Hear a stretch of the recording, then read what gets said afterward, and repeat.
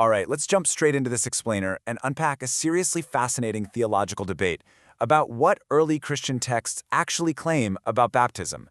We're going to strip away centuries of assumptions today and look directly at the primary source documents. It is honestly amazing how often we think we know what a historical text says, only to find out it says something entirely different. A lot of modern believers operate on this underlying premise that baptism is simply a symbolic act. The common thought process today is kind of like, well, it's something a believer does for God, right? A public declaration, an outward sign of an inward reality, but ultimately just a symbol. But since we're looking closely at the source material, we really have to ask, if we go back to the absolute earliest foundational writings of the Christian faith, do those texts actually back that up? Do they describe baptism as an action that doesn't actually accomplish anything on its own? There's actually a really jarring contrast here between the modern expectation and the textual reality. We've got this widespread modern premise that baptism is merely symbolic and totally passive when it comes to spiritual mechanics.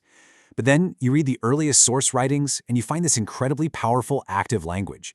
The texts describe an active event that accomplishes salvation and regeneration. So let's dive into the exact quotes to see how this plays out. Section 1. Romans, newness of life. Okay, let's look at Paul's letter to the Romans, specifically chapter 6. We want to see exactly how the source material addresses the actual mechanics of baptism. Read this carefully. Instead of saying baptism merely represents dying to sin and rising to new life, the text explicitly assigns active power to the event. It says, "We were buried with him by baptism," right? The text doesn't say, "We were buried with him," and baptism is just a nice symbol of that. It presents baptism as the actual mechanism. So the crucial point here is that, according to Romans, baptism isn't just doing nothing. It isn't just painting a picture.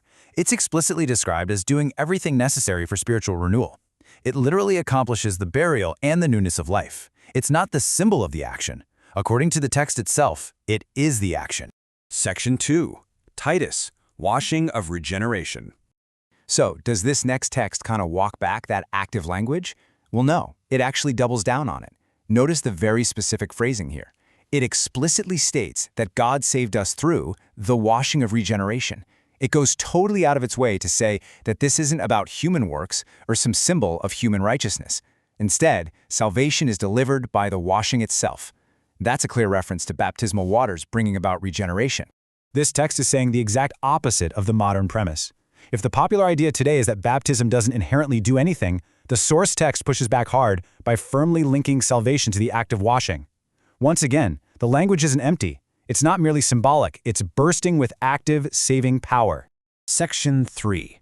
Colossians, circumcision without hands. Moving over to Colossians chapter 2, verses 11 and 12, this passage introduces a really profound metaphor. And this didn't just stay on the page, by the way. It radically influenced church history and practice for centuries. The text uses this specific phrase, circumcision made without hands. That directly connects the new Christian practice of baptism to the ancient Israelite covenant practice of circumcision.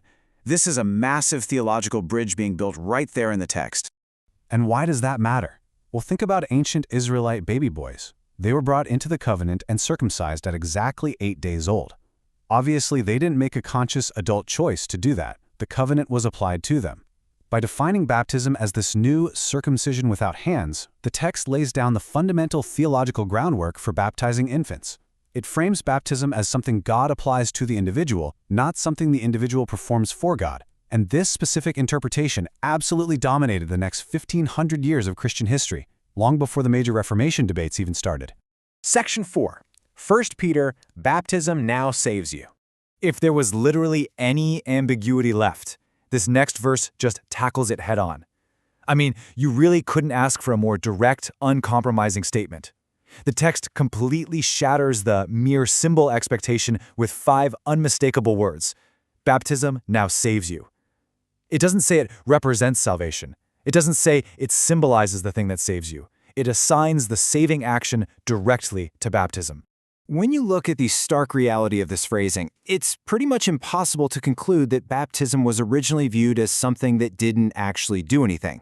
If the authors really meant for it to be viewed as a powerless symbol, well, they accidentally wrote the exact opposite, over and over again.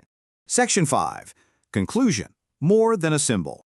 When we pull all these disparate sources together, a strikingly unified theological picture emerges. Across 4 completely distinct texts, the pattern just holds. Romans 6 claims it buries us and brings newness of life. Titus 3 claims it saves us through the washing of regeneration. Colossians 2 claims it replaces the covenantal act of circumcision.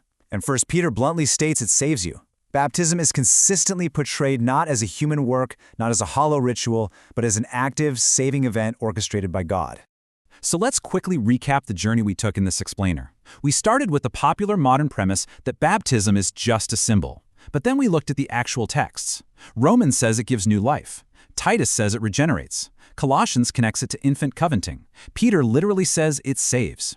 Every single time the topic is breached in these foundational documents, the language used is the exact opposite of symbolic emptiness. The inescapable conclusion of the primary sources is that the texts claim active, spiritual power for baptism. Which brings us to the ultimate question. I'm going to leave you with this thought to ponder.